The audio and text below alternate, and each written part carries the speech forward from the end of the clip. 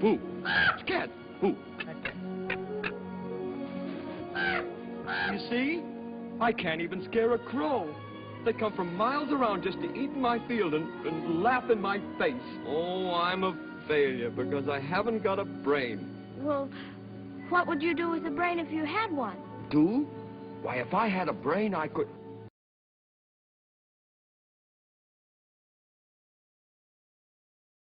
Perfect? Oh, bang on my chest if you think I'm perfect. Go ahead, bang on it. Beautiful. What a nickel. It's empty. The tinsmith forgot to give me a heart. No heart? No heart. All hollow.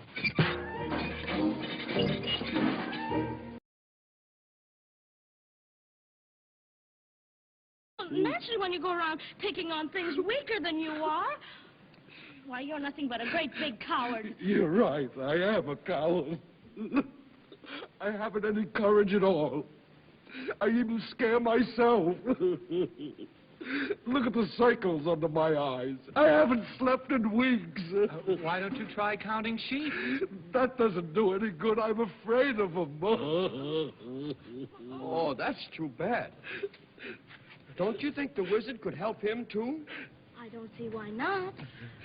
Why don't you come along with us? We're on our way to see the wizard now, to get him a heart. And him a brain. I'm sure he could give you some courage. Well, wouldn't you feel degraded to be seen in the company of a cowardly lion?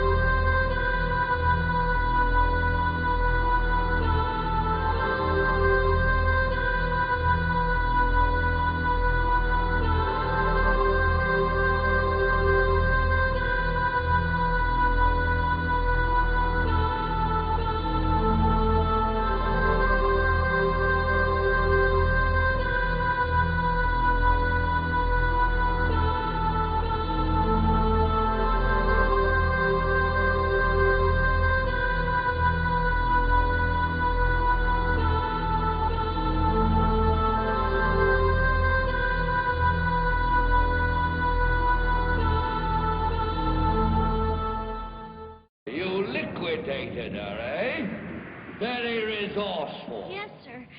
So we'd like you to keep your promise to us, if you please, sir. Not so fast. Not so fast. I'll have to give the matter a little thought. Go away and come back tomorrow.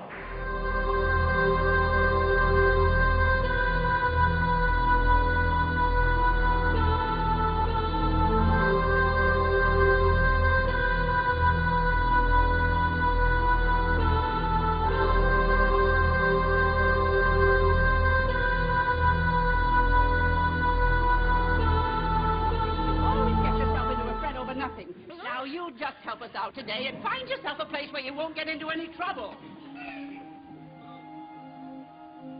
Some place where there isn't any trouble. Do you suppose there is such a place, Toto? There must be.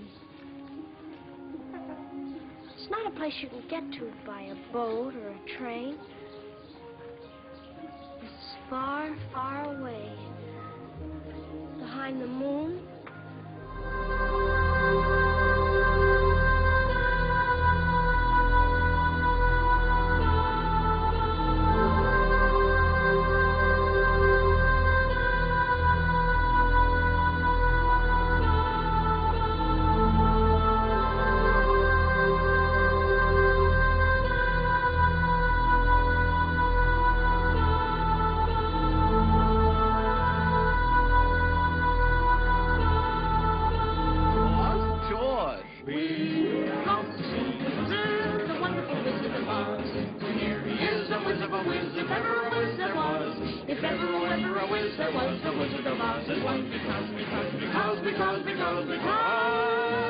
Because of the wonderful things he does.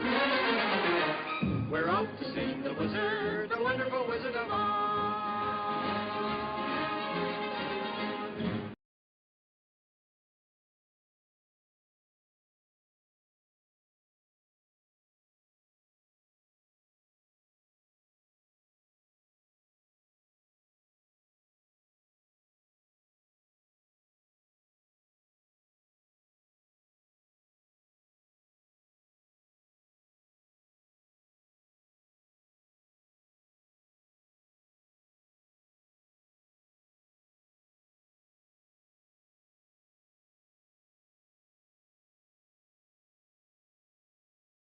By 1924, Crowley was living in poverty in France.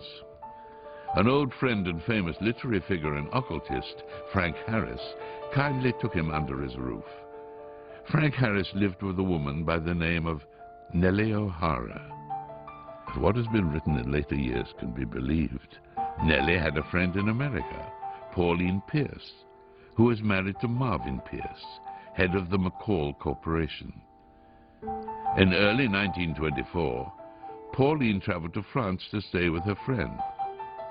Thus it was that 4 individuals came together: Frank Harris, Nellie O'Hara, Pauline Pierce, and Aleister Crowley. According to Crowley's diaries, during this period in Paris, Crowley underwent the supreme ordeal, linked with his realization of the grade of Ipsissimus. According to a description of the rite, on the appointed day, the candidate is attended by 1 or more chosen and experienced attendants whose duty is A, to exhaust him sexually by every known means, B, to rouse him sexually by every known means. Every device and artifice of the courtesan is to be employed, and every stimulant known to the physician. If Crowley did go through this ordeal in 1924, then it is highly likely, based on his previous experiences, that his closest associates of that time, including Nellie and Pauline, performed as his magical assistants. Pauline Pierce returned to America in early October of 1924. 8 months later, on June the 8th, 1925, she gave birth to a girl named Barbara. Barbara Pierce married George H.W. Bush, who eventually became the 41st President of the United States. And they had a son, George W. Bush, the 43rd President of the United States. Could the wickedest man in the world, Aleister Crowley, be George W. Bush's grandfather?